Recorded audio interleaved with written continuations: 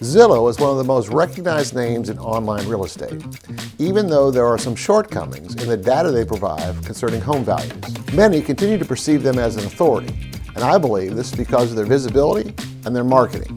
People just believe what Zillow says about themselves. Now, their most recent announcement might give you some reason to question some of the hype that's been surrounding Zillow for the last several years. They've recently announced that they are closing down their home buying division, even though it represents nearly 68% of their total revenue. The reason for this? Well, based on the data they were using to determine the home values of the houses they were buying, they overpaid for these houses, and then they couldn't sell them at these inflated prices, so they had to take a loss.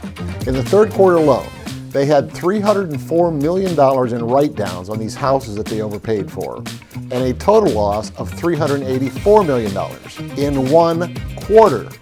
Stick around for this video, and we'll take a look at some of the things that we can learn from all this, and explore whether or not this is going to have any kind of impact at all on the overall housing market.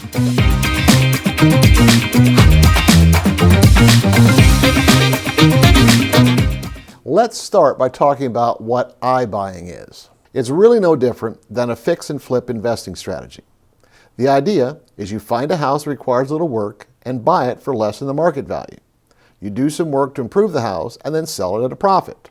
As long as your cost to acquire the house, plus the cost of repairs and holding the house, is less than what you sell it for, you will still profit. Now, people from all walks of life have spent millions of dollars on books and seminars and training to learn how to do this, because the idea of making $20, $30, $50, or even $100,000 in a 3 to 6 month period is very attractive. But what happens if you overestimate the after repairs value? If you overspend here, you won't get your money back here. Same thing if you underestimate the cost of repairs. If you spend more than you budgeted here, you could wind up eating up any profit you were forecasting here. Now, if you buy one house and you overspend for it, there are some ways you can minimize your loss or maybe even eliminate completely. You could rent the house or live in it yourself and then wait for the prices to come up to where they need to be for you to at least break even.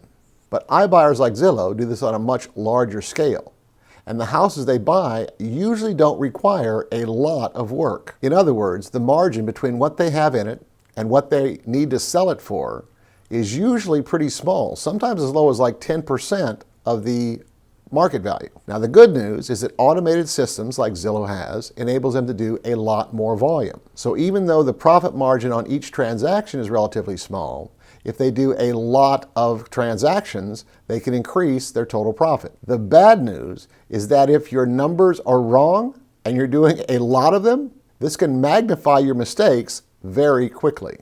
And this is exactly what happened to Zillow. They overestimated how quickly houses would appreciate, so they overspent here. And they ran into supply and labor shortages, so the cost of repairs went up.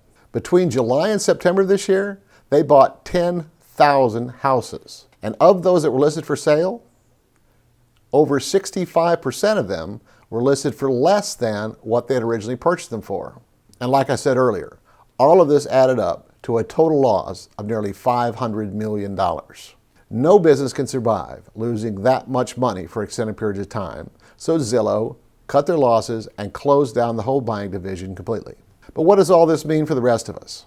First of all, if you think you're going to get some kind of crazy going out of business sale deal from Zillow on the houses that they haven't sold yet, you probably don't fully understand their situation. Here's an example. If they have a house listed for $500,000 to cover their total costs, but the market value is $450,000, they don't need to reduce the price of that house to $400,000 just to unload it. It continues to be a very hot market, and if a house is priced anywhere close to market value, it will sell. In fact, the Wall Street Journal recently reported that a New York-based investment firm has agreed to buy 2,000 of Zillow houses in 20 different markets. Their plan? Turn them into rentals. Second, what does this mean to the future of iBuying? Now, this might have more to do with your perception of Zillow and the entire competitive marketplace. Let's be clear. Zillow is not the only company in the iBuying business. In fact, they are not even the largest company in the iBuying business. They are the biggest one who ramped up purchasing during this last summer, while all the other ones like Opendoor and OfferPad actually scaled back. And these other companies, they seem to be doing just fine. Finally, what kind of impact is all this going to have on home prices and the overall housing market?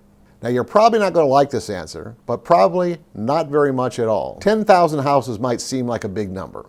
And granted, if it was all in one metro area, yeah, it might have an impact. But Zillow's houses are spread out all across the United States. And to keep things in perspective, on a monthly basis, there are between 5 and 6 million houses sold in the United States.